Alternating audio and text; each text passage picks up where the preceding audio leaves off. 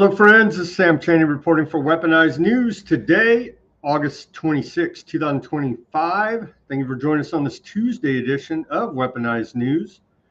Today, we have some solutions to not be always blackpilling, as the kids say. There are solutions. Everybody needs to take personal responsibility about your diet, about supporting local producers to break through these crazy monopolies we have in every industry, it seems. Today, we're going to focus on the beef industry. We have the Beef Initiative and beefmaps.com on the line. And they're going to tell us about all this going on, what it's like going up against this cartel. They call it the Big Four in the beef industry. And same as every other industry, it seems now here in America, everything is vertically integrated into monopolies of control, cartels controlling the supply chain, and the consumer gets the raw end of the stick, and we're not very healthy for it. So let me bring on, and maybe we'll have Thomas from Alpha Mega Energy joining us today. I don't know why he's late, but let's bring on our guest from the Beef Initiative, RJ June. How you doing? Yes, sir. I'm good. RS June. RS June. Sorry. Excuse me. No worries. No and worries. then Ranch Mama. Let's bring her on. How you doing, Ranch Mama? How you doing this Tuesday? I am doing good. It's a beautiful sunny day here. Awesome. Okay, well let's get right into it. What do you guys what's better, grass-fed or what do they call it, conventional, I guess what you would call it, or farmed, factory farmed? I don't know, factory farmed, I guess. What's better, you guys? Well, I mean, me personally, so there's some definitional stuff, that kind of confusion that goes on in the beef industry. If Texas Slim was here, he'd probably say, I never met a cow who didn't love eating grass. All cows are grass fed. That's one. What we're talking about is the difference between the finish, and that would be grass finished or grain finished. And yeah, typically in the the CAFO system, the feedlot system, the industrial beef farming system, you've got the grain finished beef. It's all grain finished. They're fattening them up. But what we've learned here in the past couple years is that there's a million ways to raise a cow, and there's thousands of different grains, and some of them come from chemical corporations, but a lot of them are grown on family farms, and they're clean, they're regenerative, they don't use chemicals and fertilizers and all that stuff. And then they finish them. We've got a ranchers out in Oregon, I think it is, Browsey Acres, and they do something super interesting. They rotate the grain along with the cows when they rotate the pastures. So it is purely regenerative, rotational grazing, and then they add in some of their own homegrown grains. So if you ask me, my favorite beef is clean local beef. And if I really had to choose, I would probably choose grain. Sorry, Shannon. I would choose grain. Although, let me tell you, I would choose grain, but all that I eat is grass finished, and it's the best ever. So I guess I'm on the fence a little bit. They're both really good as long as you get clean local beef. What about you, Shannon? What do you think? I like to talk beef like most people talk wine. So there's tons of different flavors.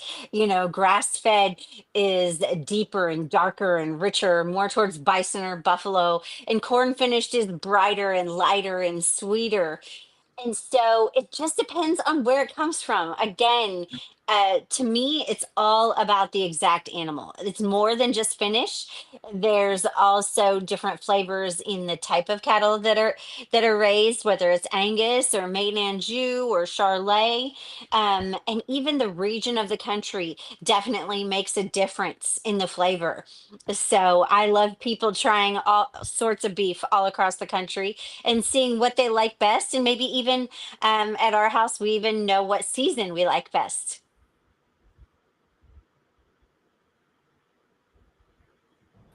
What do you guys think about feeding the cows the GMO feed? I've always been apprehensive about, hey, most of this feed is GMO. How's that going to affect the cows and then on to me, the consumer? What do you guys think about that? Well, for me personally, again, I try to eat as local as possible, and I try not to be too ideological about things. Um, GMO, if I can avoid it, absolutely. But listen, we've had decades and decades of protocols that ranchers have, inherited from their communities, and sometimes it's not as simple as just kind of breaking away from that system. So as much as I try to avoid that stuff, and most of I mean, all the ranchers that we work with on the beef initiative, they don't do GMO. But if I'm out in the world, look, I'm not going to sweat that stuff too much. Now, I'm not going to eat. I do not eat genetically modified like candies and all the snack foods and all that stuff. But You don't listen, like high fructose corn syrup, man? all right. Look, I do have a thing for sour candy, but that's for another episode. Um, but yeah, it's like, here's my thing. I trust in God, and I think that God made the cow to clean up every damn thing on this planet. And so, as long as I eat some cow meat, then I think I'm going to be pretty darn good. And I'm not gonna get all bent out of shape about it. But I do, the beef that I eat regularly comes from the Mennonites down here, and they're not using GMOs or nothing like that. So I definitely lean towards GMO, but again, we advocate for local communities, and wherever we gotta meet people where they are at. We lose 77 farms a day in America. In 67 years, we will lose the last American farmer. That's the stats, right? So we don't we We're don't just really. have robots do everything, right? Isn't that what they tell us? AI, you have an AI cow robot, and somehow it's all going Yeah, to work out for us, right? Isn't that what yeah, what they're saying now? yeah. Bill Gates is working on a cow made from air, I heard. How about you, Shannon? What's your opinion on that? I have never met a cow that can, a robot that can spot a sick cow. Just by looking at her. That's why we need real American ranchers on the land. There's something about the eye and the way that you read an animal that really takes a cattleman to know what's going on with that animal. Let's get to what. Well, first, since we're on the different types here, are you guys? Is your freezer packed full of plant-based meat alternatives?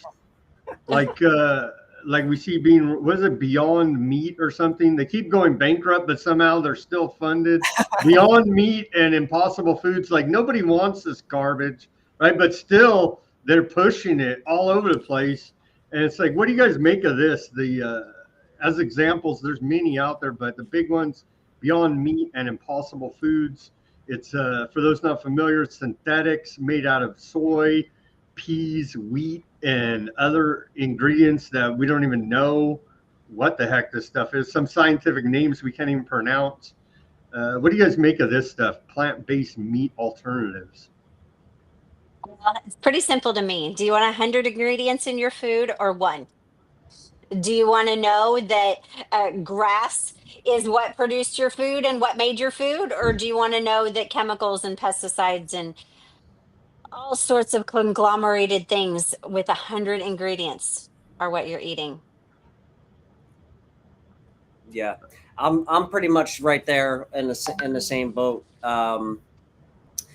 Yeah, I mean, I like to source single simple ingredients. I prefer to let the science be reserved for experimentation, not in the food. But maybe in other areas of life where science might be more useful, like in, I don't know, building rocket ships and stuff like that. And then the next one for the synthetic competitors to real beef, lab grown meat involves culturing animal cells from a cow biopsy in a bioreactor with nutrients, growth factors, and scaffolds to produce meat without slaughtering animals. That just sounds sick to me, just by the description alone. What do you guys think of the lab grown meat that's rolled out on the market the last few years here? Well, I can tell you that we have been leading from the front in that charge against lab grown meat. So, South Dakota, if I'm not mistaken, South Dakota was the first state in the Hmm. U.S. to ban lab grown meat. They had the bill was HB 1118, and it actually was backed with unanimous support, and it prohibited the use of public tax dollars for researching and purchasing lab cultivated meat products. So we had our senior writer and research analyst who she lives in South Dakota, so she went there as a citizen, not as the beef initiative's researcher, but she's very very whatever, well spoken, and she's got her grip on policy, and she really knows her stuff.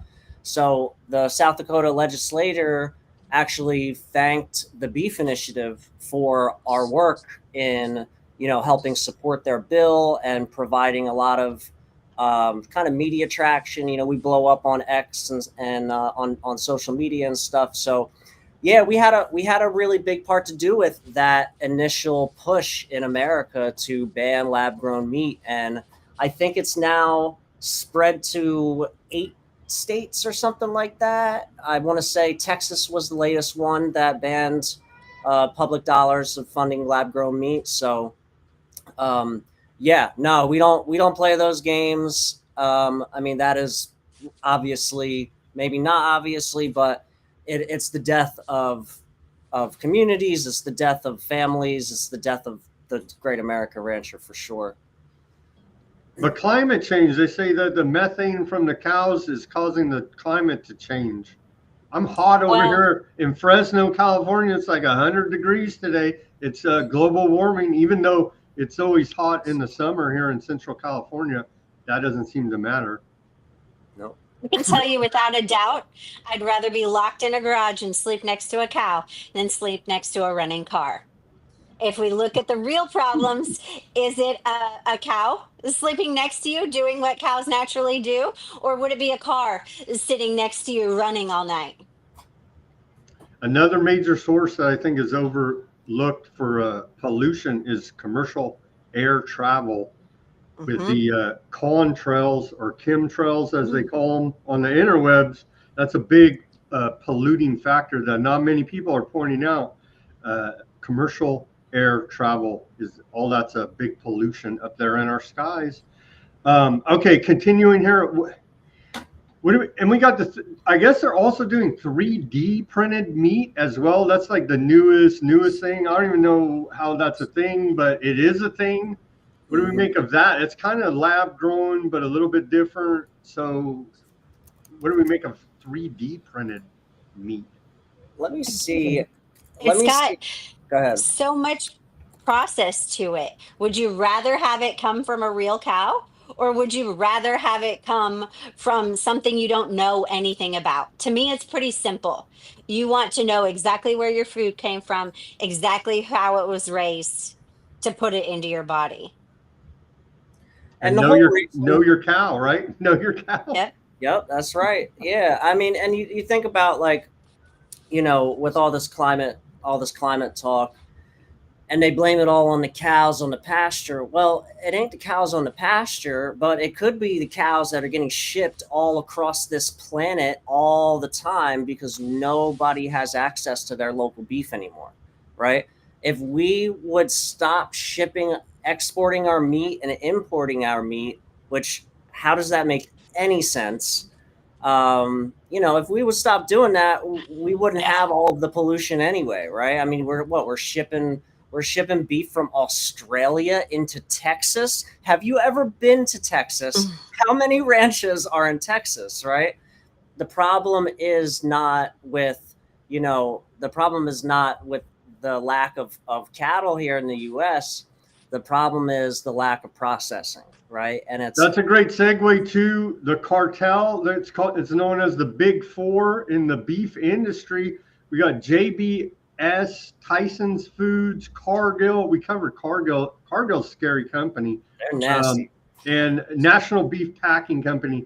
The Big Four here. This is a monopoly, duopoly, however you want to put it, a cartel in the industry. And so that was a good segue by you.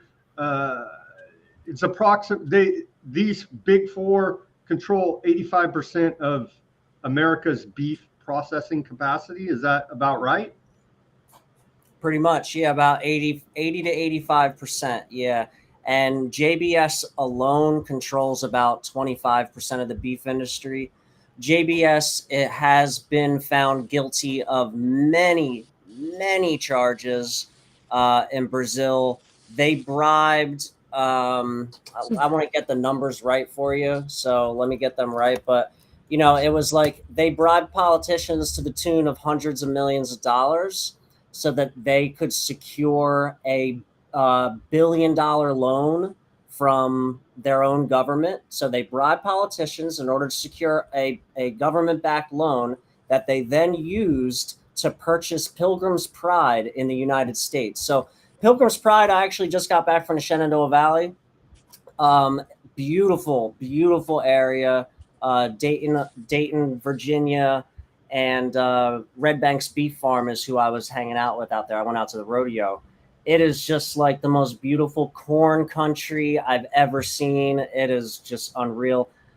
Every single farm has a little Pilgrim's Pride sign outside of it. Then that means that they're a Pilgrim's Pride like chicken producer, right? They're growing chickens, and it's everywhere. I mean, I mean, you'll see 800 Pilgrim's Pride signs just driving through rural Virginia there. So yeah, they're a Brazilian company, and they're nasty. National Beef is also a Brazilian company. Brazil, as you know, is a fascist, essentially a fascist kind of country, a dictatorship type of deal. Trump has, elevated the tariffs against them, and it doesn't really seem to be doing much. And then, of course, Cargill and Tyson, they're both American companies, but I mean, barely, right? Brazil's they're going to do their own thing with BRICS. Exactly. So why are we importing our enemy's beef? I'm very confused by that. And why is the USDA standing behind it? And why is a group called the National Cattlemen's Beef Association so hard up on importing more and more and more beef? That's what I want to know. They're the largest cattle industry group association in the nation. So yeah, this is a pretty dirty game that we're. What is the answer? What is the answer? Are they getting that profit margin? Like, what is the answer to that? What is their motivation or incentive to do this whole globalization thing, go all the way down to South America when you could go, down the road? Like, it doesn't add up, right? NCBA is really for the finishers, for the feedlots. The NCBA is backed by all of the feedlots. And cow-calf producers like myself, where the calves are actually born, do not support the NCBA's tactics and methodologies. And that's why truly knowing your rancher, most local ranchers that sell beef, the calves are born on our ranch. They are raised on our ranch their entire lives. So you're getting from start to finish. Whereas feedlots, those cattle change hands at least 3 times in their lives. And that's where, with the NCBA, we get into beef checkoff dollars, all these sorts of details. Every single time a calf is sold, we have to pay a tax on that calf that we never got to vote on. We have to pay $1 per head. Who do you pay that to? The state, local, or the feds? The NCBA. To the private organization? Yes, to the National Cattlemen's Beef Association. It is regulatorily required that we pay $1 every single time an animal is sold. And so what does that dollar supposedly do for you? What's your benefit for paying that they say? It used to be great. If you remember back in the 80s and 90s, those "Where's the Beef" commercials, Hmm. that's what they were supposed to go to, is teaching consumers more about beef, about how healthy beef is, about how nutritious beef is, about all of the benefits of eating healthy beef. But nowadays, it has gone towards organizations. It has gone towards more bigger level political, I wouldn't say political campaigns, but political type posting about generalities in regards to beef. And a lot of times those are skewed towards showing that all beef is nutritious. Not to find your local rancher, but that all beef, grocery store beef, and beef from your local rancher is nutritious. You So, guys and got what's you guys get a lot of flack from vegans out there, vegetarians. Um, not. I mean, every occasionally they'll slide into the comments section or something like You're that. being But mean to cows. yeah, yeah, no, you know what? I put it super simple. Like I'm from Philly, right? So I'm not from rural America, and I'm not like I've been around vegans, vegetarians, and all this stuff my whole life. I've been around all kinds of different people, and so they're coming from a good place. You know what I mean? Like they don't want the animals to be harmed, and it comes out as if they don't want the animals to be slaughtered, which is that's what they mean. But when they think about animal husbandry and they think about raising a steer, they think about the big industrial model, and they should stand against that. Absolutely, 100% they should. I think it's part of our evolution, like as our moral evolution in America anyway. I guess probably it's just the West in general, that we kind of have to come full circle, right? Like I kind of came full circle. I wasn't like a hardcore vegan, but look, before I knew about stuff, like I didn't. What? Why would I want to kill an animal? That doesn't make any sense to me, right? That seems mean and wrong, right? And sure, it is mean and wrong if you do it in the industrial way, but when you learn that one cow feeds one family for 1 year, and that when a local producer, when a local farmer raises that cow and they care for that cow its whole life, and you meet these people, they would never harm their animals, right? They would never, they do everything they can to make sure that the animals are as happy as possible. Why? Because a happy cow makes for happy beef, right? Happy, healthy club, Shannon. Yes. People don't understand that we treat our cows like we treat our children. We want them to have the best possible lives that they can. Whether that is, I always say I'm Ranch Mama Shannon. I'm mama to the mama cows because my mama cows are my girls. I've got a cow in the barn right now who is 14 years old.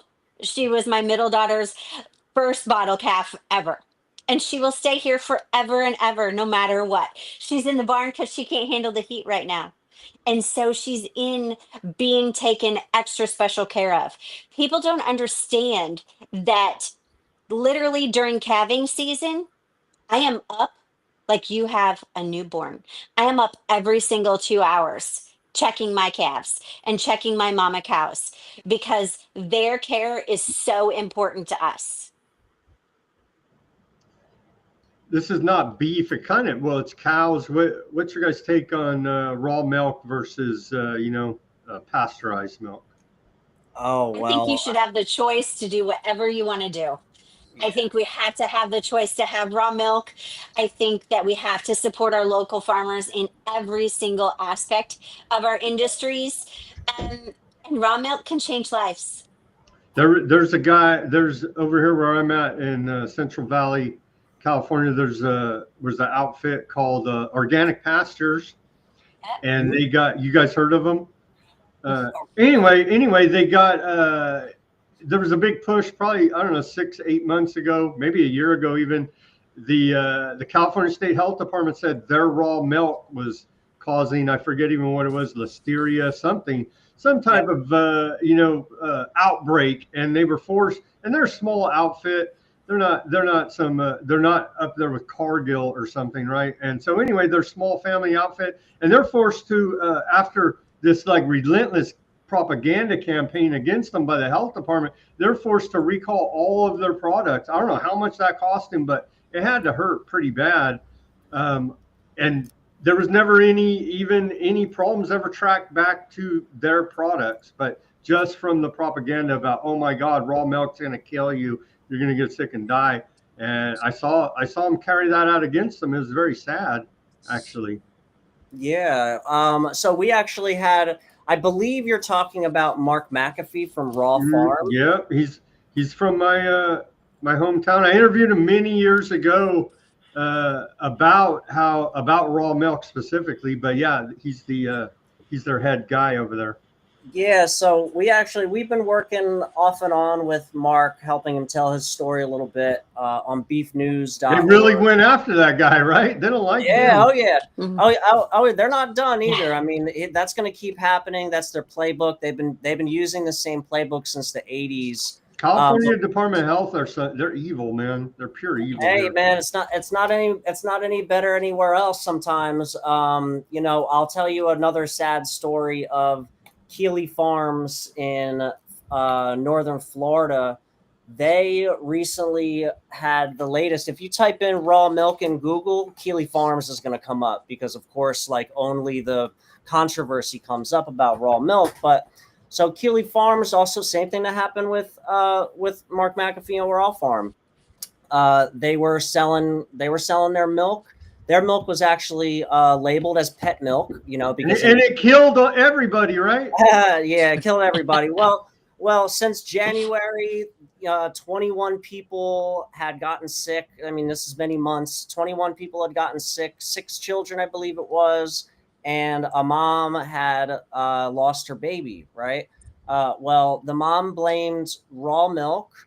The mom didn't even drink the raw milk. The baby drank the raw milk. The baby got sick. She cleaned up the baby's throw up, and that's where the lawsuit comes from. Well, the Florida Department of Health, they went ahead and released the farm name to Reuters, to AP. I don't want to say the wrong one, but to AP, the Associated Press. The newswire, yeah.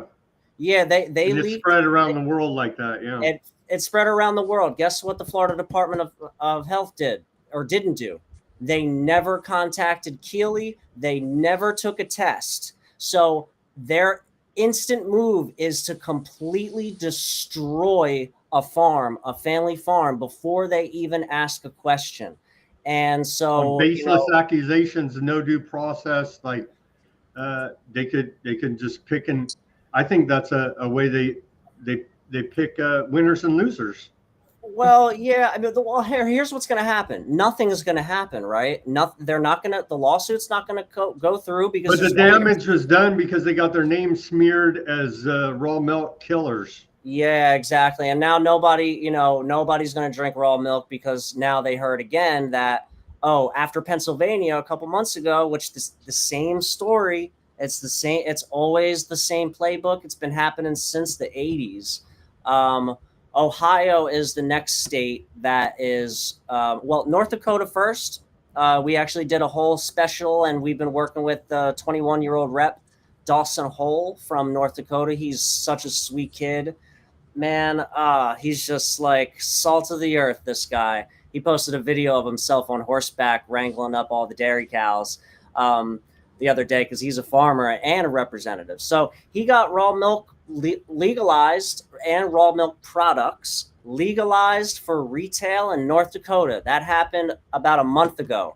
1 month later, Keeley Farms in Florida gets blown up as murderers and all this stuff. So we know what's going on. We know what's going on as long as we stay the course, and we as Mark McAfee said, they may have the guns and the money, but we have the truth and the moms.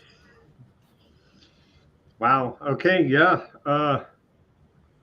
So what inspired you guys to start the beef initiative project with the beefmaps.com? Yeah. Well, let me put that up on the screen so everybody can see beef maps, and you could go ahead and explain it. Yeah. Yeah. So yeah, that's beefmaps.com. We built that let's see, about a year and a half ago or so. And I guess maybe, actually, no, it wasn't even that. I think it was just about a year ago. Um, and, I kind of came into the beef industry because I was looking for a solution to, the problems that I had coming up. And, I grew up in a poor family in Philadelphia, and, I moved like 13 times. So I'm in and outside of Philadelphia between Trenton and Philly. And, I grew up poor, and my mom was poor, and she had a lot of problems. She had drug problems and all this stuff, and she died in the ghetto. So I was always trying to figure out what the heck happened to society, right? Like, what the heck happened? And of course, being from the East Coast, we don't know about farming, and we don't know about food as health. Like, all we know is Doesn't food come from Walmart? hey, pretty much. Yeah, pretty much. And so all we know out there is, how do you fight the system? Well, you protest, and, da da da da da. Well, I kind of grew up a little bit, and I met Texas Slim along the way, and who's the founder of the Beef Initiative. And he basically introduced me to clean beef. And what really kind of turned my brain into, oh, okay, this is what I'm going to pursue for my life, is when Texas Slim told me about um, um, how moms used to cook with tallow, and moms. That's a big one that's coming back around. You don't like you don't like to eat motor oil? You don't like to eat submarine lubricant? Yeah. What's wrong with you, man? Okay, so Shannon, that is not a virtual background that Shannon is at. I have a virtual background. That is Shannon's actual background.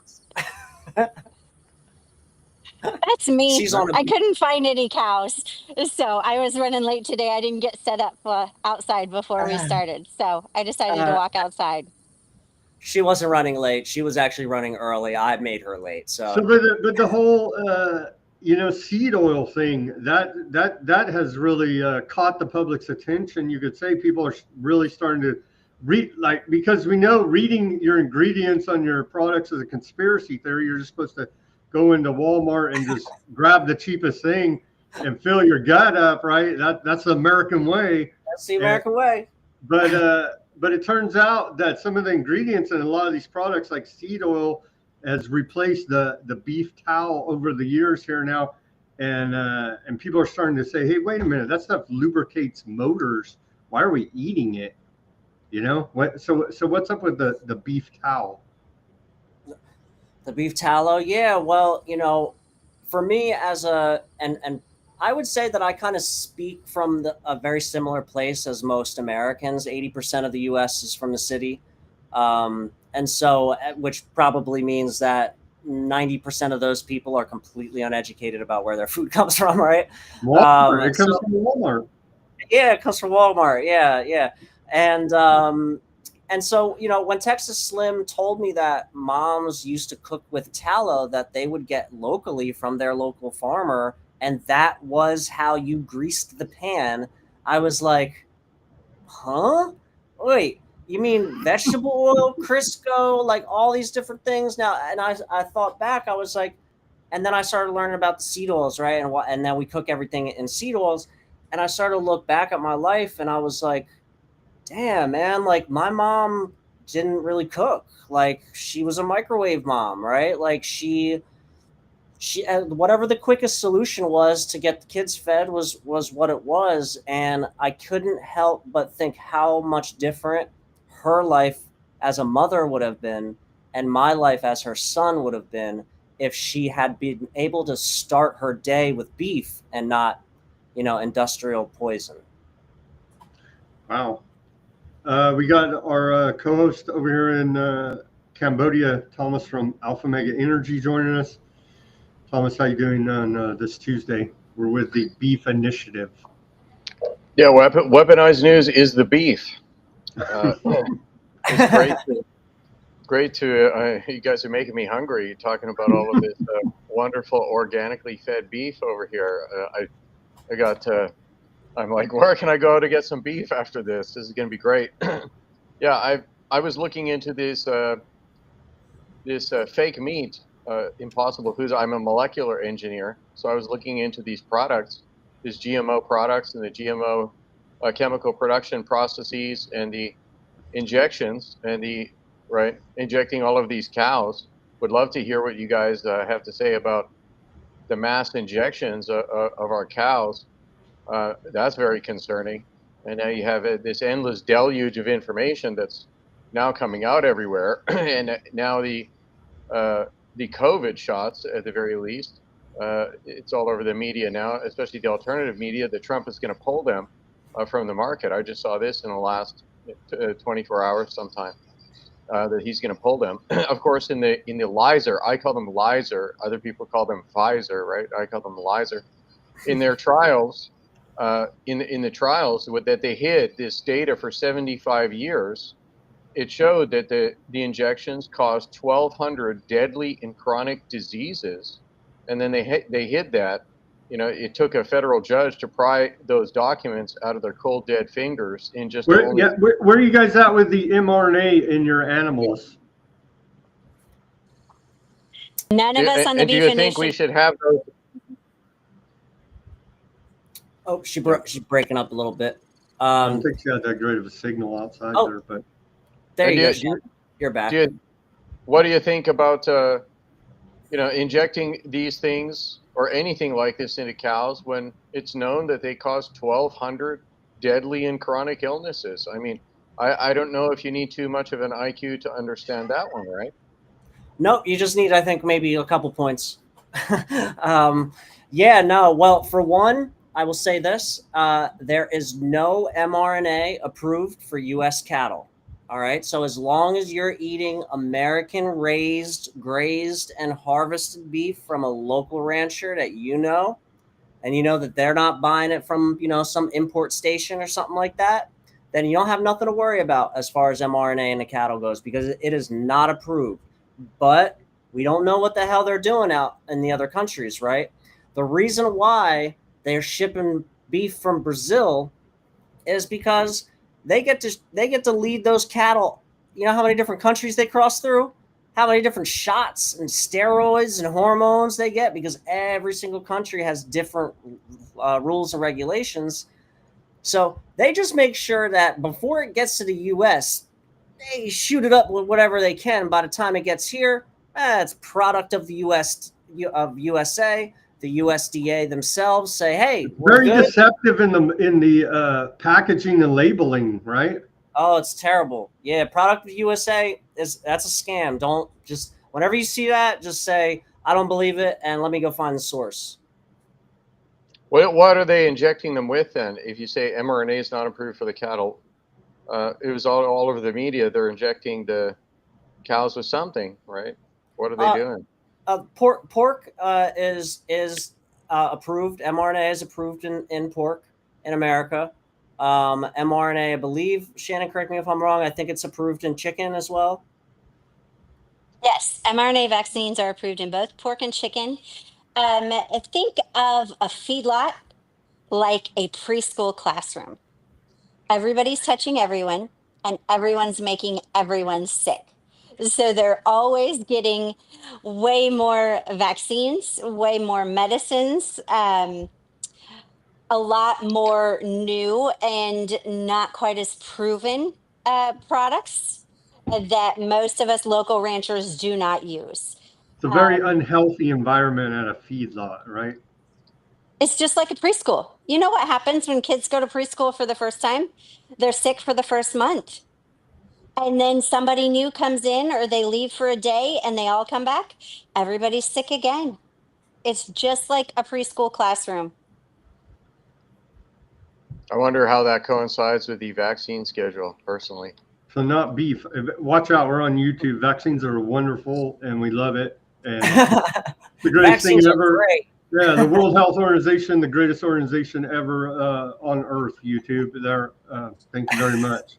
Well, So that's interesting. I did not know that it's not approved for beef. So that That's another Yeah. big incentive to go ahead and buy American-made beef. But like you said, we gotta go through this maze of I guess misdirection about how it could be imported, but if they jump through all the hoops, they can still stamp America on it, right? U.S. beef, and so we have to do our due diligence as consumers to get to the bottom of to actually source the supply of our beef if we want to be due diligent about caring about where it's actually coming from, or just say everything comes from Walmart and that's fine too, I guess, if you want to be unhealthy. How are you guys working with anybody in the government? Because allegedly we got MAHA now, and our new initiative here in America is Make America Healthy Again, with Bobby Kennedy Jr. leading the charge as Secretary of Health and Human Services. And we got a whole new administration. We're like 7 months in now. This woman at the USDA, Brooke Rollins, she seems to be a industry lobbyist. So do you guys see any change in federal government policy actually helping America beef? Because we're supposed to be Make America Great Again, they say. Are they doing anything like that to actually help American farmers and their fight against, as we covered at the beginning, the big four, essentially cartel running 80 to 85% of the industry? Is the government, the federal government specifically now, because now we're MAGA, they tell us, are they doing anything to help local farmers, the small guy, against these giant conglomerates? What do you think, Shannon? I think that we've gotten a lot farther progressing with the direction we are heading. I think we're now heading, more north rather than more. I think that every step that we have is going to be huge in bringing us around towards local foods, whether we're talking about raw milk, local beef, the big four packers. I think it's all a step in the right direction. We're getting there, but the public has become, like we were talking about a couple minutes ago, the seed oil issue, the towel. But now we're up against this cartel. It feels like the federal government should be enforcing antitrust against this cartel. What do you guys think? It feels like every industry, big tech, beef, go down the list of industries, and everything's vertically integrated into a small few that are pulling all the strings on it through globalization and other reasons as well. But it leaves us with these oligarchs in control of everything, unless and everything's coming from Walmart. Unless people take the next step, do their due diligence, go to their local farmer. Do you see the federal government ever enforcing antitrust laws against this big four beef cartel? Is that even an issue on the radar? I mean, well, we have this old law. It's called the Stocker and Packyards Act, and that's supposed to be the act that prevents a lot of this conglomerate and centralization. Laws are already in the books, but they're just not being enforced, right? Yeah, and they'll kind of do little things like they'll slap these guys on the wrist. JBS, I believe JBS, or was it? I think it was JBS and Tyson. I believe both of them. Look it up, but JBS and Tyson, they both got fined like a couple $1 million for literally employing children in meatpacking plants overnight. Oh my God! Right now, that's not that they were just given a kind of slap on the wrist, and then guess what JBS and Tyson did? Well, they created like a foundation that is going to help prevent child labor from happening more. So the guys who are guilty of child labor get put in charge of preventing child labor. And that is pretty much the extent of the antitrust business that's going on, as far as I can see. maybe Shannon has some other stuff to say, but I mean, no, not really. We're just getting more and more centralized. Like I said, we lose 77 farms a day. There's no antitrust measures that are stopping that, right? So it's just they're not doing nothing. I think the biggest thing you could do to change the way that the whole system is just think about what's on your dinner plate. Think about where that food came from. It's a really simple, easy change that literally can move mountains. That's a great Um, segue back these to big beefmaps.com. You want to tell us about this? What do these little cow heads on the map mean?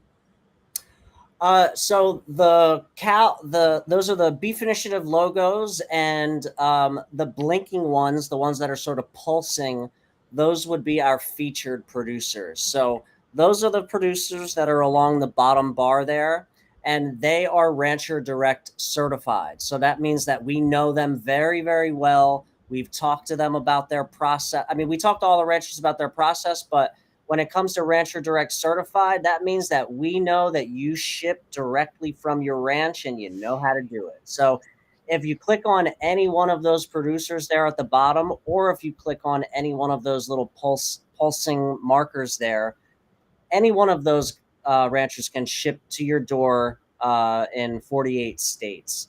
And the ones that aren't blinking, those would be our standard listings. And so that's really the entry point, for people. And as these guys come on, as these families come on, one thing that I say is, and I have not been wrong yet. I approach them, I say, would you like to buy? I'm not a salesman, okay. As I just send them a couple screenshots. We got 10 million impressions, in the past 2 months on X.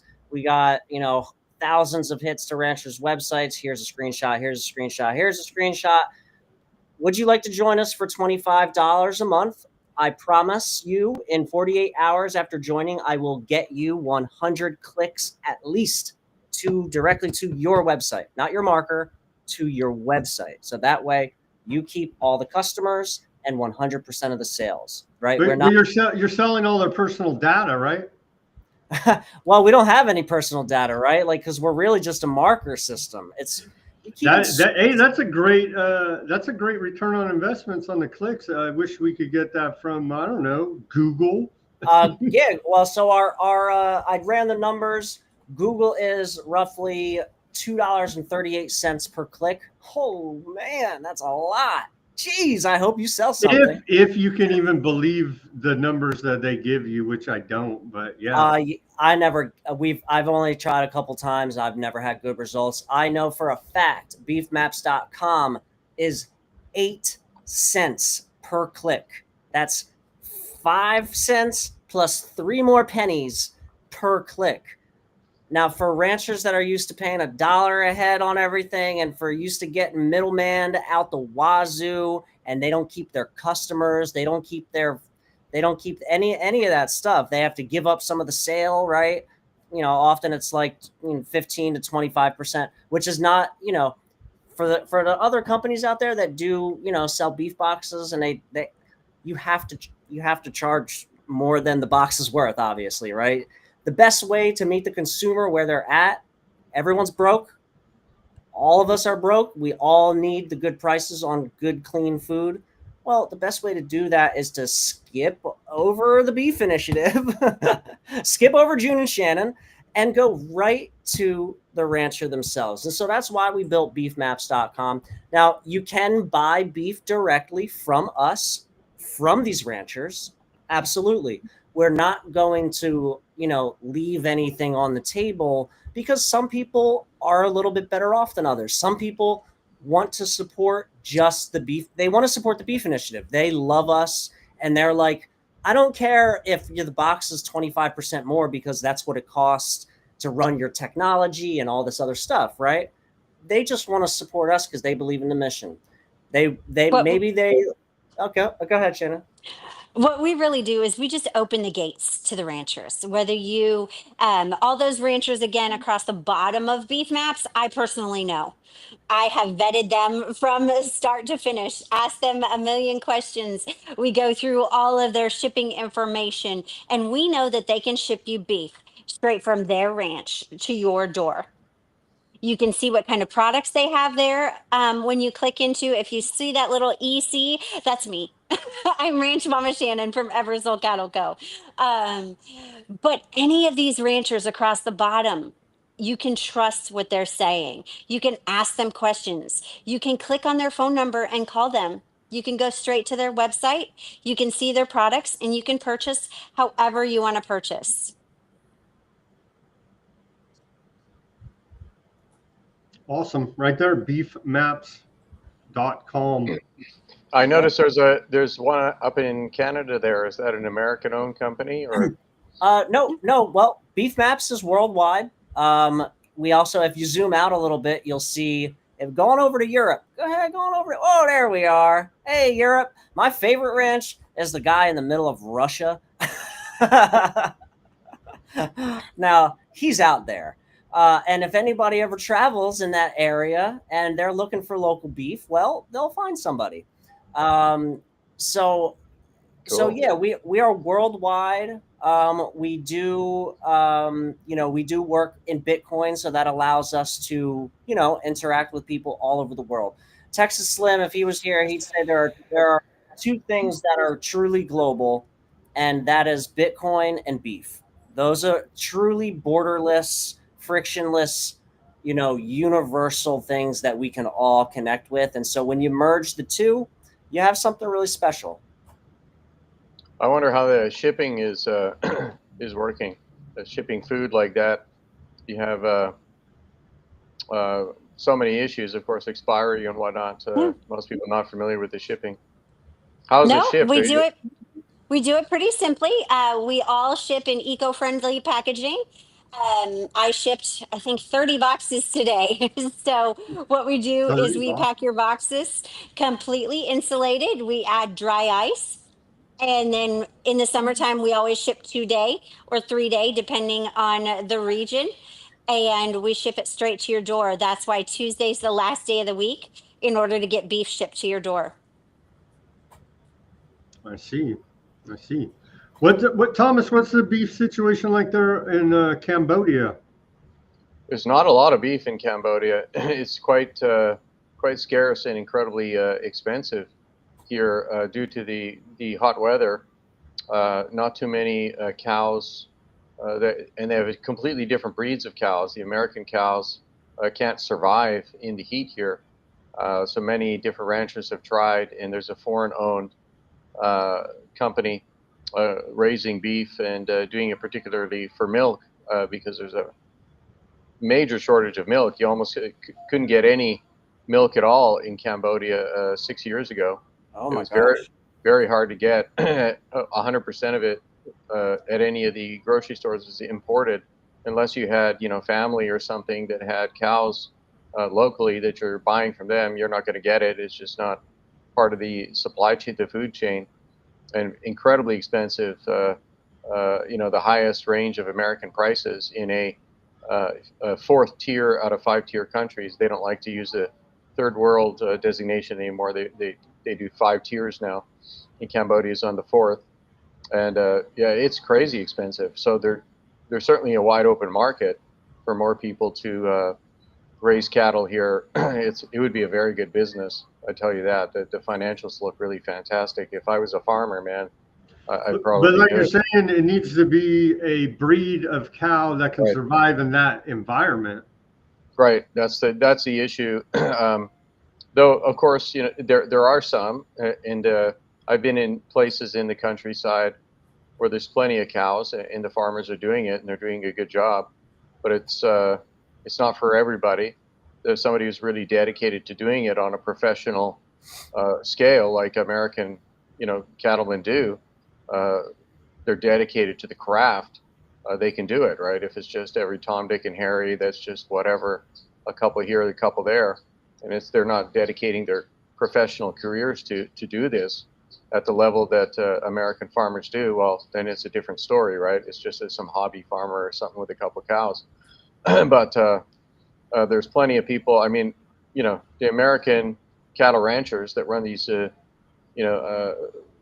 small or medium or commercial size farms, they could definitely do something in here. Maybe it's some joint ventures if someone's looking for some opportunity and then looking to import beef into America or something that is an American-owned company and American technology and style and the way of doing things. Certainly a lot of opportunity, no question about it. A sizable margin, very cheap to do everything in a country like this. But we need more beef here, man. There's just not enough. There's not enough milk. There's almost no dairy. Cheese is so sky high, nobody's ever going to eat it unless you're going to pizza or something like that. It's about an unsaturated market. Like Americans can't even imagine having a staple products like this that almost don't even exist in the market for you to buy. There is some beef, you can buy it, but it's expensive, and they're importing Australian beef. But America is maybe the same distance, so I don't know why there's not American beef in here. There might be soon. They just did open up those, Trump is opening up the exports. He got a lot of exports going on. But, once again, we need to stop trying to feed the world. It's okay. It's okay as like an option, but like we don't need to be feeding the world. We need to be feeding ourselves. And the Cambodian people, they need to be feeding themselves. And the Vietnamese and the Russians, everybody needs to be feeding themselves. There are cows all over this great planet, right? Every single country has a cattle industry. It's how we became human, right? We became human because of this nutrition that these cows offer and red meat offers. So yeah, I was telling you guys earlier that Texas Slim was out in Thailand last year, and before you joined the show, and there is a very, very small. Now he was staying out in Chiang Mai, and there is the. I believe their name is the. It's something with a bad word in it. I don't want to mess it up and then just say a bad word for no reason. So, okay. Their name is the Double Dick Tigers. That's like this kind of community's name. And some of them are expats, but most of them are Vietnamese or Thai. And they have a little village up there, essentially a commune, and they raise cattle. They've got about, this was 2 years ago, I think. So I think they had about 25 head of cattle out there. And this was in a land that you don't see cattle at. You're right.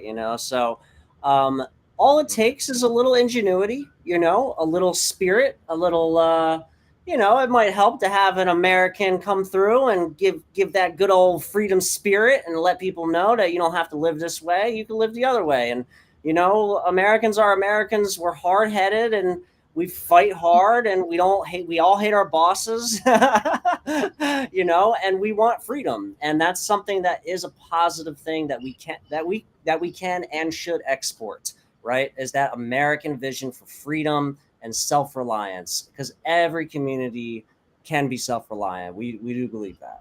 And it starts with the cow. Yeah, I certainly hope the Cambodians make more beef, but I would love to have some real American beef over here. I would love to sink my teeth into some of that right now. I could tell you. You guys ship to Cambodia?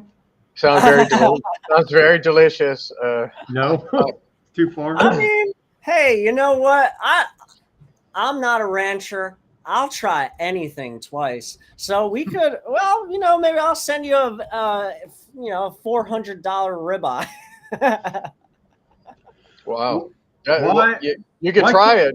You could try and see. You could try to ship something. What is your guys' favorite cut of beef? I'm a burger girl. I love a great burger. Yes. A burger or a filet. Those are my favorites. All right. My favorite, Let's see. I mean, Maybe I you had guys should do some lobbying and send a stake up to Trump and say, please fight for the farmers. Right, here's some oh steak. Maybe you. we're you know, we're kind of just a degree or two separated from Trump. We actually just announced RFK Jr.'s advisor, his ranching advisor, Brian Massard from Reminisce Angus Ranch up in Dillon, Montana. He is he is the Maha ranching advisor. He there You don't get closer to the administration than this man. Even him, because he has stuff to do with changing the nutrition standards, and he's advising on a lot of that type of stuff, anti-processed food. Well, his bank, which every rancher, Shannon can speak to this much better than I can, every rancher needs a loan from a bank. That's just what it is. It's what the world is. It's how this thing works. Now, what happens when you get a little bit too powerful and you piss people off a little bit too much as a rancher? They'll deny you a loan. It's happening to Brian up in Dillon, Montana right now. If anybody wants to support Brian, give send go /save reminisce. Give send go /save reminisce. I think we probably helped push about a couple $1,000 over there the past couple hours since we announced it on X. But yeah, no, I mean, the point is like, even a guy like him, doesn't matter how connected you are. These banksters, they got their own stuff going on. Policy doesn't matter. It's private lending. You want it? Well, you better play by our rules. You better say what we like you to say, or you don't get it, right? And so that's happening to him right now. And it happens to ranchers all around this country every day. There's a reason why we've lost so many damn ranchers. It's not because they're bad business people.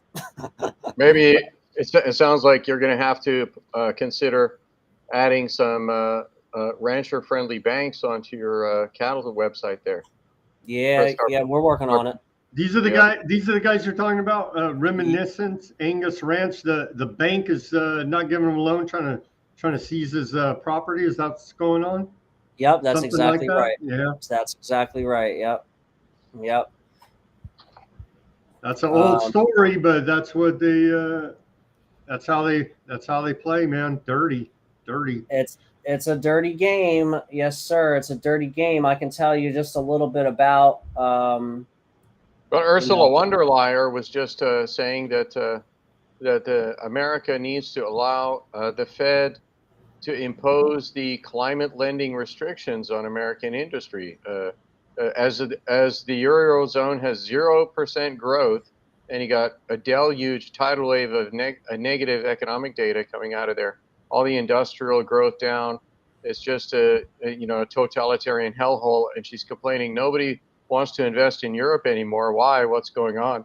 At the same time, she's literally saying this, and instead of net zero growth, and instead of focusing on the growth in the Eurozone and doing something to get growth going on and serving her people, here she's complaining that the Fed is not imposing climate lending restrictions on American business instead. So support the Fed, right? My favorite cut of beef is tri-tip. What do you guys think about tri-tip? I like it. Yeah, It's a great versatile cut. Yeah, it's the California favorite, no question about it. It is California favorite over here in. I had a flat iron steak, and oh my gosh, was that delicious! That's something a cut that you don't really see too much. I'm not a butcher or anything, so I don't exactly know where it comes from on a cow, but oh man, it is so good. They're small, it's like just maybe a little bit, like maybe the size of my hand. It's great, perfect. How about for a single man like me? How about how you like it cooked? Raw, medium well, well done. What do you think? I'll answer this first. I like my steaks cooked fried as hell and red in the middle. All right, so I love to cook my steak with I just put a ton of butter, salt the butter. I make it red hot. I burn the butter. I cook it for 5 minutes on each side. I immediately take it off. It looks like it's about to be freaking burnt to a crisp, but the inside is like rare and the outside is crispy. When I traveled 10,000 miles in Texas Slim's pickup truck, the founder of the Beef Initiative, he taught me that you didn't have to buy from the grocery store. We travel all around this country. We ate local beef this whole time. And we cooked everything on a camping burner in a freaking cast iron pan. And I, I don't ever want to eat anything else. I honestly, the grill is like, bleh. Sounds like a good Compared to time. the cast iron pan, the grill is nothing, man. I read also, what can you guys tell us about saturated and unsaturated fats? You got the Impossible burgers saying that their replacement of natural beef, they say, since they take from sunflower oils, the fats from sunflower oils replicate the feel of beef, and the sunflower oil balances it with unsaturated fats to reduce overall saturated fat content. So they're saying that the natural saturated fat in beef is the bad boogeyman, and they've got to get unsaturated fats into you. Now, I know about this on a molecular engineering basis, so I'll ask you guys first, and then I'll tell you what I see. I think that gets back to a grass fed versus grain finished discussion, because you can change those saturated and unsaturated fats in a beef animal simply by the feed that they eat. And it changes everything about how their fat is molecularly put together. And you can probably teach me just as much on that. Yeah, it's fantastic to hear you say that. I love hearing you. That is so important. So it really matters, and that's chemistry in action, right? It's literally chemistry in action, what you just said, and it's everything is chemistry, and that shows that when we put certain chemicals of different kinds, whether it's into the foods, into the grains, into the injections, whatever, it materializes in the meat, right? It materializes in that finished product, and people have they stripped out the education of chemistry and the mechanics of this from the medical industry, and they just give people products and then just sell them a big fancy list of features and benefits in the sales brochure, and everybody's supposed to blind faith trust that. Science! You dare not question, and you have no freedom, right? But actually, what you just said is so beautiful, how you so short and sweet and summarize that perfectly. And in the difference between It also go ahead. gets down into, I'm sorry, it also gets down all the way into nutrient density, as far as what minerals and vitamins are in our soil, in our grass that we supplement these animals with. That will also change the nutrient density of those animals. And so, as you just said, science in action, I love it, because that's what I do every single day. I make sure those cows have all of the minerals that they need. They have the best possible grasses that they need. Rotating them daily gives them the highest nutrient dense grasses possible to convert into the most amazing proteins. Yes. And then, What kind of fertilizers? Go ahead. Just kind of bouncing off that, is something that I think helps people really understand what's the big deal with local beef. What Shannon was just talking about, that nutrient density, well, that plays out in your body and that plays out in your daily life in a very real way. So, and I could give you an example, because, I'm from the city. I wasn't always eating the way I eat now, but I made that the transition was kind of slow and gradual, and then it was sudden. But I started with, once I learned about, a little bit more about grass-fed beef, I went to the grocery store. I didn't go look for my ranch or nothing. I just went to the grocery store. I looked for something that said grass-fed beef, whatever. Okay, fine, cool. It's a little bit more expensive. Oh, wow, that's really tasty. That's pretty good. Well, I started eating it in the morning, for breakfast. I eat a 8-ounce grass-fed from the grocery store steak for breakfast. And oh my gosh, I literally didn't get hungry for about 6 hours. I was like, this is incredible. So what, I didn't think a lot about it at the time, but I was like, that's definitely interesting. Like I'm literally not hungry during the day now because I had steak in the morning. Well, that was 6 hours. Well, as I learned more and I started to go around, I live in Florida. I went to all the butcher shops. Hey, where's your beef from? I don't know. Hey, man, where'd you get your beef from? I don't know, Nebraska. I'm like, okay, these guys don't care about what. The butcher shop doesn't know where their products Nah, they coming don't from. know. No, they don't know. It's not their fault. But the point that I'm making is, so I went through all that. I was like, gosh darn, man, nobody knows where the beef is from. This is crazy. All right, let me hit the farmer's market. One farmer's market, no beef farmer. Next farmer's market, no beef. I'm like, so where are the ranchers? I finally found my third farmer's market. I found my rancher. I took his beef home. Got a couple steaks. Let me tell you, when I ate his grass-fed beef, same 8 ounces of steak, I now wasn't hungry for like 8 to 10 hours. It was like nuts. And I'm sitting here Like you just ate some real food? like, like I just ate some real food. And not only was I not hungry for snacks. Now, how much money do people spend just kind of filling their bellies up during the day in between meals, right? So much money, probably. I mean, not probably, definitely. Everything. I just bought butter from the store. It was $7. I had to buy 4 sticks of butter. It was like, it's so expensive.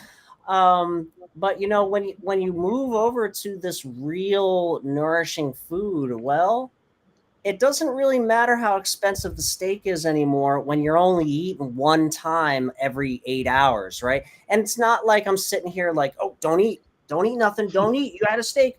No, it's just like I'm not hungry, right? It's just I just keep going and going, and finally, when I first started eating like this, it would be like, I remember the longest was like I ate at like 7 in the morning, and I literally wasn't hungry till like 8 at night. Like it was absolutely bonkers, right? Like, and it's not like I was like a little. It was just like, oh, I forgot to eat, man. Okay, that wouldn't happen on my other, in my other lifestyle. It was I was eating every 3 hours like everyone else, Because there's no nutrition in there, and your body's aching for nutrition and just screaming to you, I need something, and you're feeling it. It's like, no, that's not it.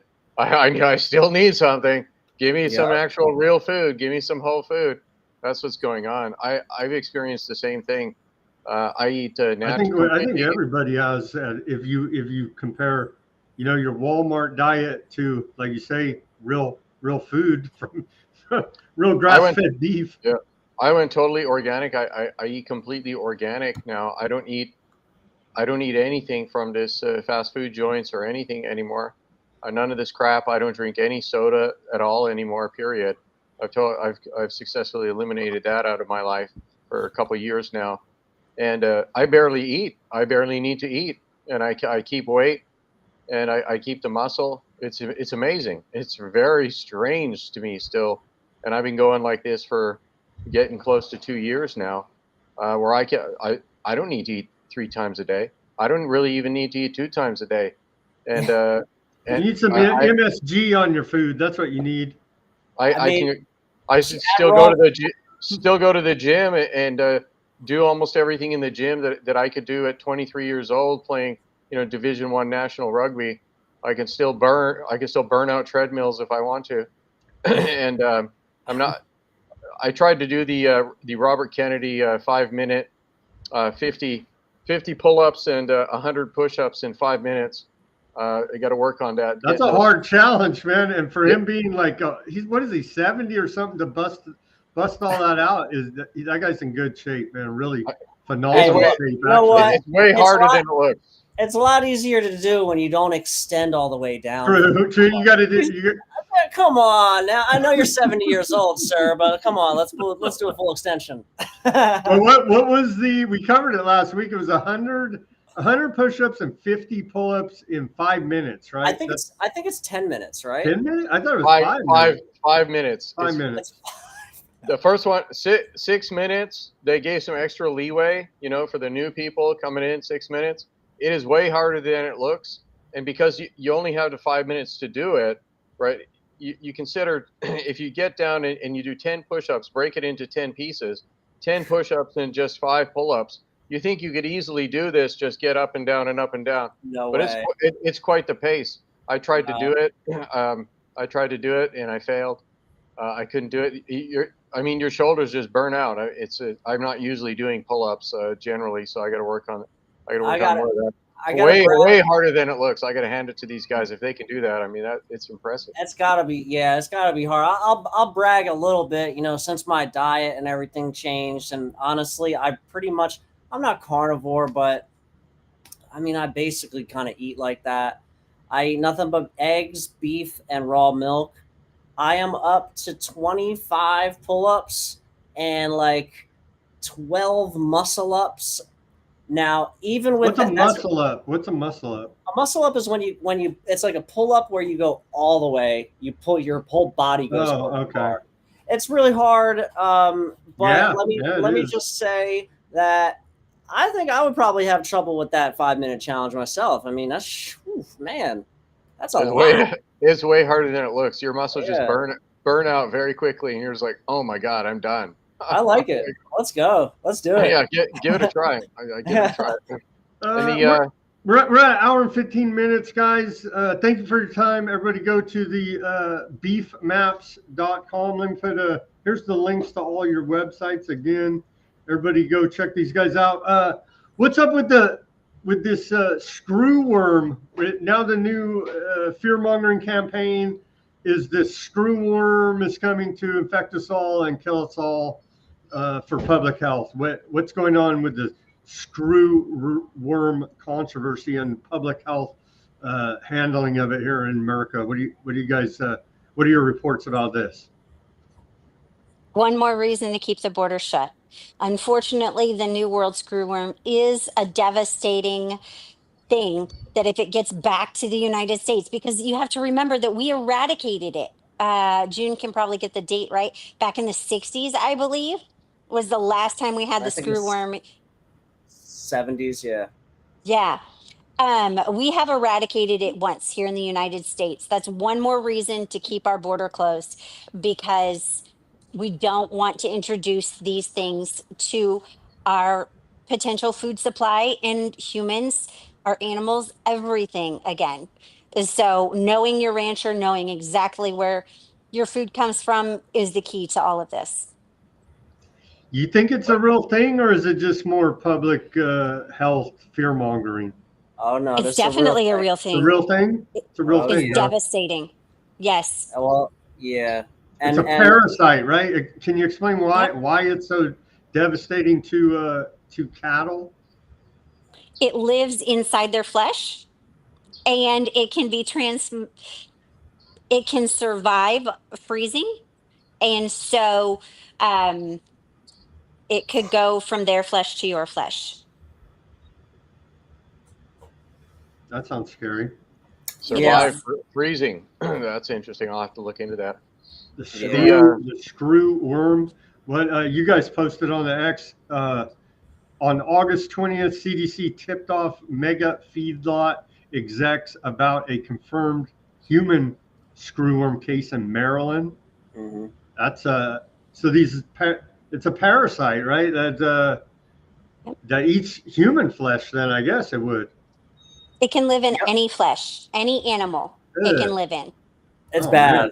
Oh, it's nasty. Yeah, and it's really bad for humans, but it's really devastating for cattle. And so now with the globalization of the beef trade, we're risking bringing this parasite back in from Brazil as one example, but from wherever it has not been eradicated. Well, if you look at where the source, so this was one of the biggest articles that we wrote was about the 800,000 cattle that are smuggled into Mexico every year, which 800,000. How's that smuggling? How do you? It's 10 times the amount of the official imports. Right now, all those cattle that are getting smuggled, Everybody's been hearing about, oh, save the rainforest for years since I was a kid. Save the rainforest, right? Well, do you know who's destroying the rainforest? It's the Brazilian JBS and China destroying the rainforest to run illegal cattle ranches. That's exactly what the whole rainforest is getting destroyed for. It's so that they can build out illegal cattle ranches that they can then smuggle into the United States. And guess who's eating it? Guess who the biggest contract JBS has? The US government. They feed our military and they feed our kids in public school. And all these cattle are coming from gangland in Nicaragua and South So you America. could call it blood beef. Blood beef. Yeah, that's definitely what it is. Gang beef.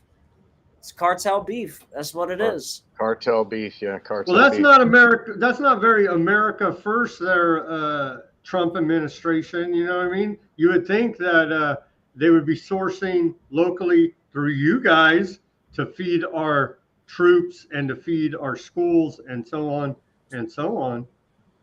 Well, we're going to have to build. So, this is what we're working on, right? And this is because, the reason why JBS and Tyson have taken over the entire, American food industry is because, well, in a sense, the policymakers are right. They are too big to fail.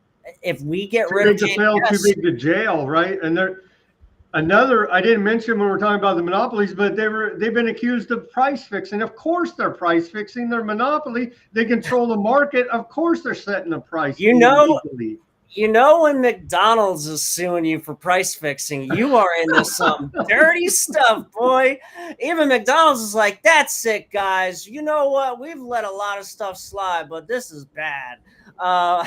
And McDonald's is out of cash. They're lowering their prices significantly on all their products right now because the inflation cost of everything going up. Their supply chain has squeezed them to the point they can't be squeezed anymore. They're out of cash, and there's 35 retailers in the same situation, major retailers closing stores left, right, and center across America. So the monopolization has gotten way out of control, and it's got to be the antitrust. We got to break some of this garbage up. It's just American consumers squeezed from every direction, and the small businesses squeezed from every direction. And all of the economic policy and relief and stimulus is top down, and there is no trickle down this time. You can very much see it in the numbers. Wow, that's a big cup. Keeps it cool. Okay, let's go through on your guys' website here, Beef Initiative. Why choose the Beef Initiative? And you have 5 points here. Let's go through these 5 points. Number one, know your cow. Do you guys name your cows? And to me, it seems like I've never raised a cow, but it's kind of hard to butcher your pet if you name it, like for the kids. You know what I mean? Like do you guys name your cows, and then do you have a moral dilemma when it comes time to butcher them? Like, you know what I mean? Our mama cows always have names. Mama cows get to stay on the ranch forever. And no, it varies in every single family if the animals are named or if they're not named. We harvested one a couple months ago whose tag read Sophie because that was his mama cow. That's how he was tagged. Even though that wasn't his name, he was identified by his mama cow. And again, Sophie is in the barn. She will stay in the barn forever. So it's just knowing where your food comes from, knowing where that cow was raised, knowing how that cow was raised. I think that's the most crucial part, is knowing where your food comes from and who raises that cow. Now, I've got to ask you guys about natural anti-parasitics for the cows. Of course, right? It's been all the rage, the buzz about the horse paste, but what about natural anti-parasitics for the cows? And then also, what about rock mined phosphate fertilizers, which don't seem to be organic, but so many people buy this and spray it everywhere, phosphate-based fertilizers. What are you guys using in terms of phosphate rock mine-based fertilizers? Now they wanted to shut down the World Economic Forum, doing all that they can to shut down fertilizers. And the main reason is because the rock mine phosphate fertilizers, there's not enough of it. So there's a worldwide shortage of this rock mine phosphates, and actually that's one of the base ingredients in the vaccines is rock mine phosphates, and they needed the rock mine phosphates for the vaccines, so they're running out of we can't sell that as fertilizer anymore because there's no supply for the vaccines. So what do you guys think about these two issues? Well, luckily, a cow makes her own fertilizer. And so, Have you um, ever stepped? I'm sure you have as a rancher, but how about our man from Philadelphia? Have you ever stepped in cow poop? Let me think. You know what? Yeah. Oh, I definitely have. Yeah, I remember the first time I stepped in cow poop. It was in Virginia. Yep. Yep. I remember. I didn't step on cow poop in Arkansas because I was very aware of the what are the little bugs that swim around in the poop, Shannon, that are good for the soil? I forget what they're called. dung beetles. Dung beetles are Dung beetle. great for the soil. Uh, See, we yeah. work with all of the things in nature to help us work together. In nature, moving your cows around fertilizes the land.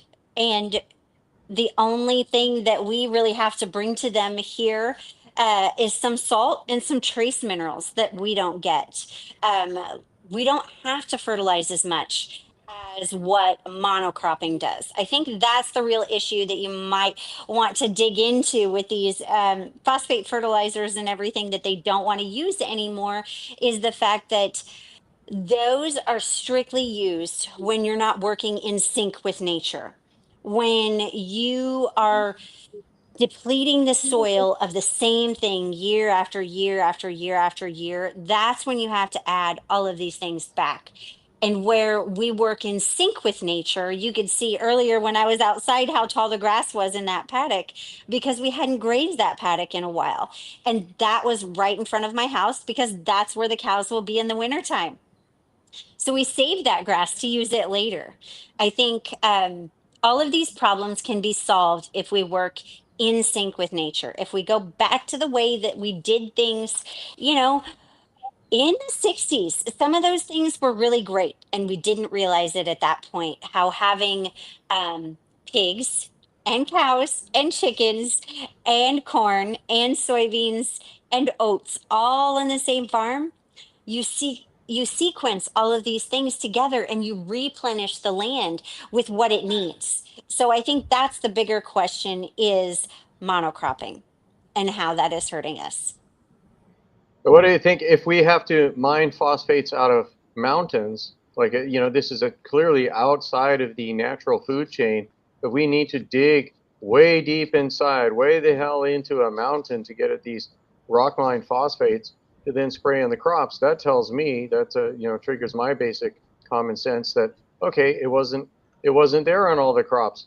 And if they're talking about, oh, well, if we supposedly deplete that by just naturally having animals and farming on this soil, and then it'll be supposedly depleted. Well, then why wasn't it depleted for the 6,000 years that people were doing it before? It wasn't depleted from that, and right, and then so I think obviously that's a fake sales tale that they tell us. So you're depleting the nutrients, therefore you need to put this particular rock mine phosphate fertilizer on there. And actually, this is that those phosphate products are one of the components of E. coli, a toxic poison, and that's actually the backbone of all of these mRNA injections as well, is rock mine phosphates. And those phosphates and a phosphoric acid, they're known in chemistry to stick to the surface of your cells and cause autoimmunity and all kinds of other potential health problems, osteoporosis in older people and so on. It can cause endless numbers of health issues. It's not healthy to put that inside of a human being, and it wasn't part of the food chain. It's not there. They claim that it is, but they don't have isolative evidence for this. So it's another one of these scams, and you're not going to find a lot of this, and that's why you need to buy it, right, to put it on your crops. It's just not there. So this is one of the things that I'm exposing as a molecular engineer, going through all of the different molecules of these injections in COVID products and whatnot. And you're going to get us in trouble on YouTube. Okay, let's go back to why choose the beef initiative. Number 2, self-custody. You guys, I see that you're using a lot of the Bitcoin terminology here as well. Tell us about how do you get self-custody here in the beef game? Right. Well, how do you self custody your Bitcoin? What does that mean? That means that you can verify that the Bitcoin that you have is real, right? You can verify the money that you have is real. So the same thing goes for beef, right? How can you self custody your beef? Well, you shake your rancher's hand. You know exactly where your beef comes from. You know exactly where to get it again, not from the store, but from the land, right? And so that's how you start to self custody your whole life, right? It's like Bitcoin is that was my entry point into understanding what value was, but it was beef that really locked me in to what true value from nature and from God and all that is. Verify real. We covered that. Decentralized food sourcing. but the WEF says that that's evil. That's To me, that's key, because what if whatever happens, tyrannical government working with, or just say the cartels, it's already highly centralized, as we explained. There's a cartel controlling 85% of the industry. To me, decentralization is key. Explain this, why we can't rely on the big four to keep everything running smooth here now. Well, because you Well, get into oh, go ahead, Shannon. Sorry, go ahead. I was just going to say, if you remember when COVID hit and the store shelves were bare, I had mothers crying because by the time they got to the store, all the food was gone. But they knew, because they had a relationship with their rancher, that they could get food when something happened. Knowing your rancher is wow. key to everything. Yes, so we literally had moms crying on the phone. We would set up a drive-through for our farmers market where we had people who held up signs inside their car window, and we just delivered their food that they had pre-ordered to their trunk. So having that relationship with your rancher before anything happens is going to save you when something does happen. No matter what kind of thing happens, you know that your rancher will take care of you, because our cattle aren't going anywhere and we aren't going anywhere. Yeah, the white hats are not going to save you. The QAnons are not going to save you, but your local rancher, they're obviously going to be the ones who save you. Reach out to your local ranchers. Sounds great to me. Sounds really delicious. Wish I could bite into one of these steaks right now and get me some saturated fats, the healthy fats, the real fats from the organic beef is the saturated fats. And on a molecular basis, those are much cleaner fats. Those are your organic ones that are easy for your body to break down, where the unsaturated fats have all these rock type double carbon bonds in them, which are incredibly hard on your liver.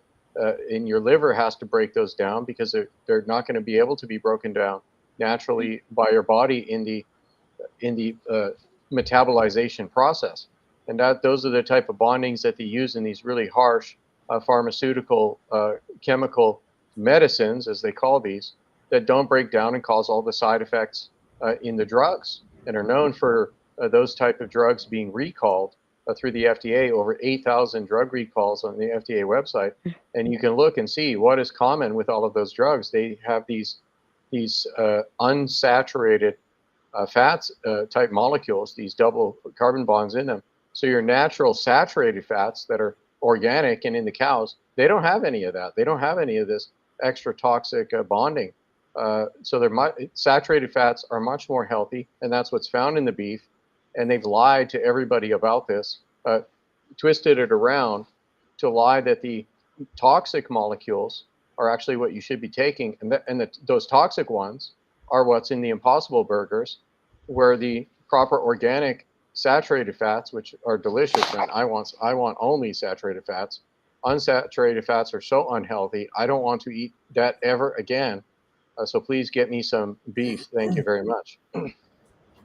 I Real think you beef. covered localized food production. Yeah, I mean, seems like a no-brainer, but we're trying to get back to common sense thinking. Your food doesn't come from Walmart, and a perfect example of medical intervention, like you said, everything shut down, and so that was we just saw it in recent history. Let's not forget exactly all what went down there, and of course the connection to people in your area is going to help in any type of emergency, especially a medical one like we just saw the last 5.5 years that had happened to us here now. So it all makes perfect sense to me.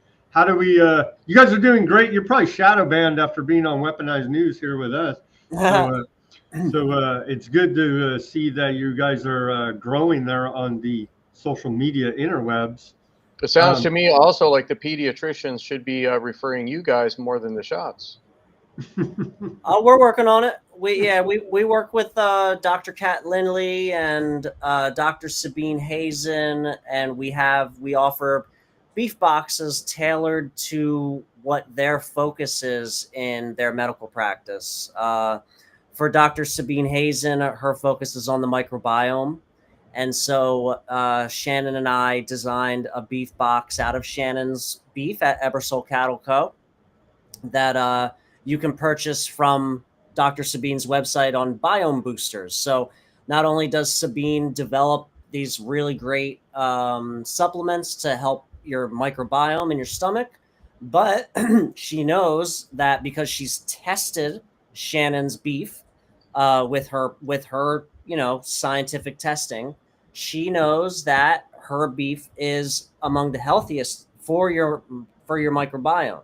So we work with doctors, and because my vision is these doctors should be prescribing beef boxes to their patients from their local ranchers, right? That's how we stop this takeover of big pharma and big ag. We get real independent doctors, medical professionals who understand that we should probably be prescribing local food as medicine, not pharma. Absolutely, and that's a powerful story of the mother.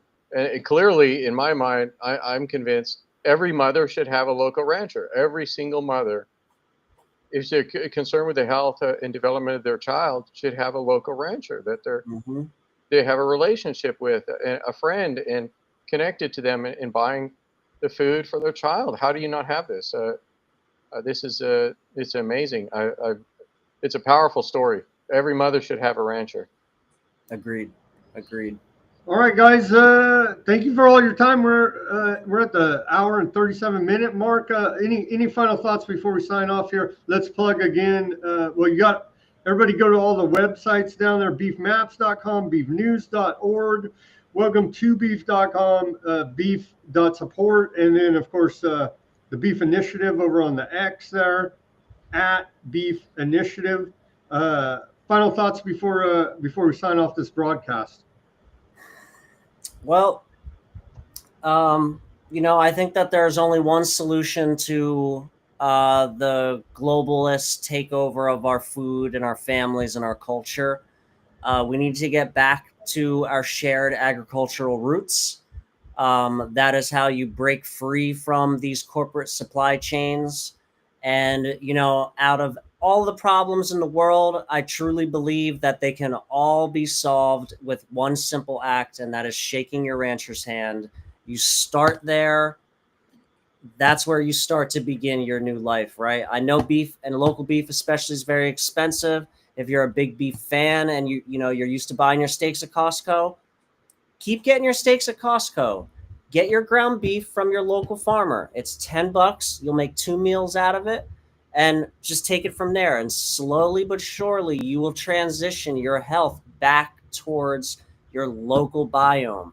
Most disease in this world is created because of human migration. All right, because of migration. So stay close to the cow, and God will bless you. And those are my final words. Sounds like you guys got some promotion deals, possibly with all of these gyms and influencers selling protein products and all of these things. I've never seen any of them selling any beef products. We're getting there.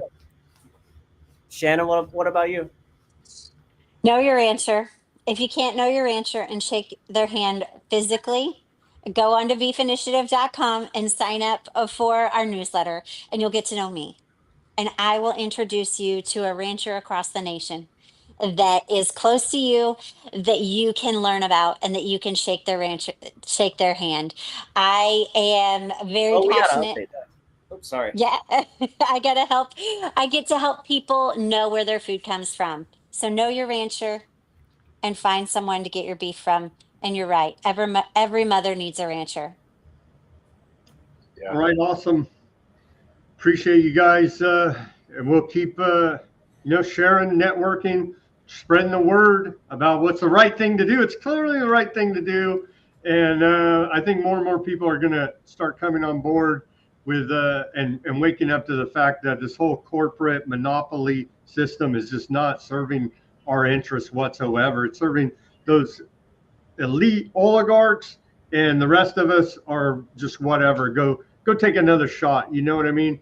And it doesn't work, obviously, because we're having this giant health crisis here in America, and your beef is a big solution. There's the Beef Initiative, a big solution.